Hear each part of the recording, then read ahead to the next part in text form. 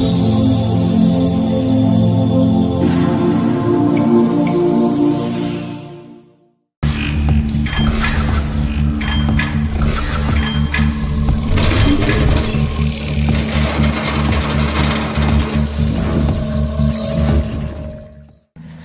Desa Wisata, kita bertemu lagi di podcast Cerita Kampung dan kita akan langsung saja bercerita mengenai Desa Masarete.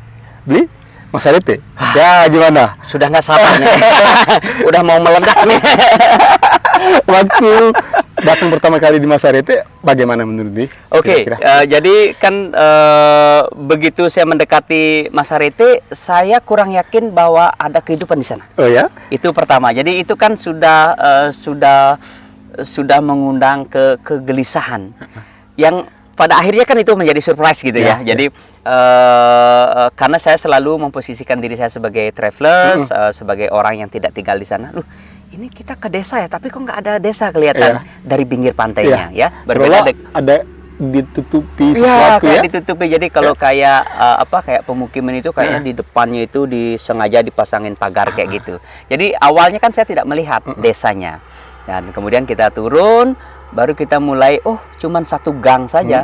Jadi begitu masuk lagi, oh ternyata gang-gang lagi dan bercabang lagi. Jadi ada semacam maze atau pasal-pasal seperti itu. Wah. Dan ini menarik karena tapi sebelum Bli lanjut, Oke. waktu tiba kan Bli dari boat langsung Bli jump out, Anda melompat ya? Iya, melompat. Langsung di pasir. Ya. Menurut Bli pasirnya itu kalau dibandingkan pantai Kuta bagaimana? Nah, pasir jadi kan di Masarete. kalau ngomongin pantai, nggak usah dibandingin deh. Kalau timur Indonesia itu kan belum terjamah ya. Timur Indonesia itu memiliki potensi-potensi yang sebenarnya melebihi dari apa yang kami Bali miliki. Cuman kan kami memulainya lebih dulu dan kemudian akses kami ke pasar sudah terbuka begitu lebar sehingga ya yang dikenal dari apa yang sudah ada di Bali. Tetapi melihat dari kontur pasirnya, terus kemudian bentuk pantainya yang seperti huruf O begitu, dan itu kan dari baru masuk aja udah kelihatan sangat menarik.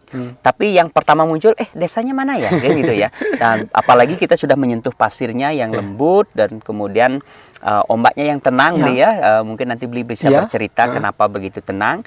Dan kemudian kita baru melihat satu gang saja dan kemudian setelah kita masuk dan ada maze-maze-nya lagi. Nah, menarik di Masarete itu begini Bli. Jadi kita turun di laut tapi backgroundnya gunung. Backgroundnya gunung ada apa? Gunung apa itu namanya?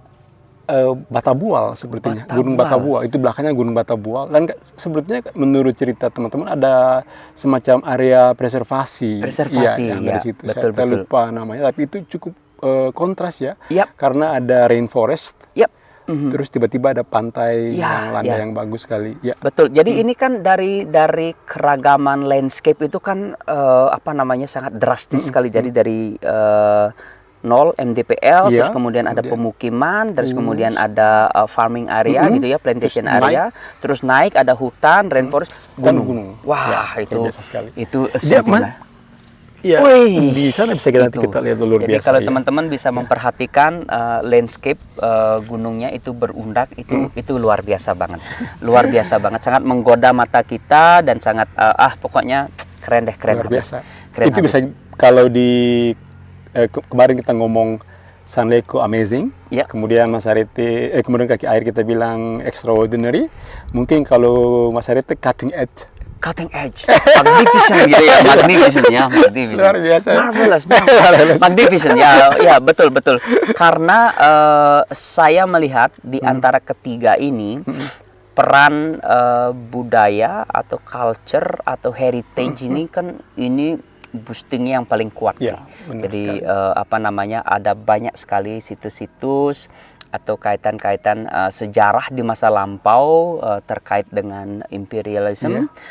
Itu kita bisa saksikan. Ada meriam yang di pinggir jalan, bekas peninggalan ada benteng, penjajahan ada dari benteng. Perdagangan rempah-rempah waktu itu.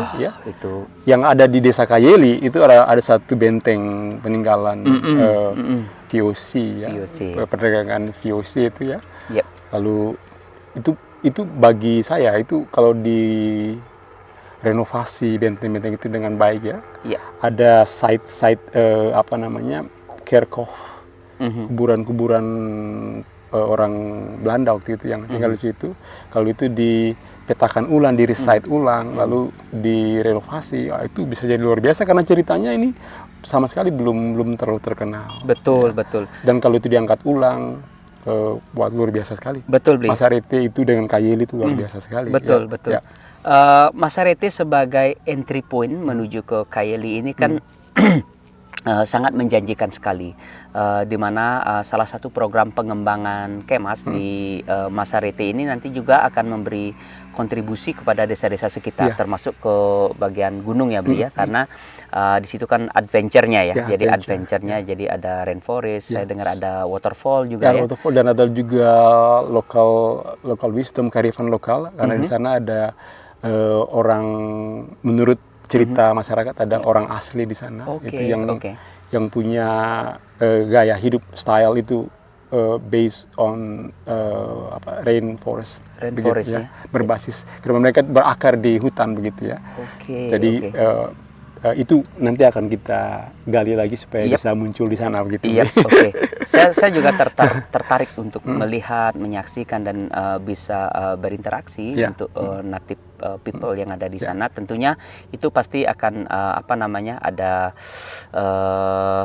penyesuaian yang harus kita hormati, yang harus kita respect. Tetapi itu kan adalah sebuah keunikan ataupun kesempatan bagaimana kita bisa mempresentasikan betapa kayanya budaya Nusantara ini, dan kebudayaan itu masih tersebar dan masih well preserved gitu ya. Tugas kita adalah bagaimana bukan justru mengeksploit itu, tetapi justru memberikan semacam support spirit untuk ini tetap terpelihara dengan baik ya. Di-preserve dengan baik.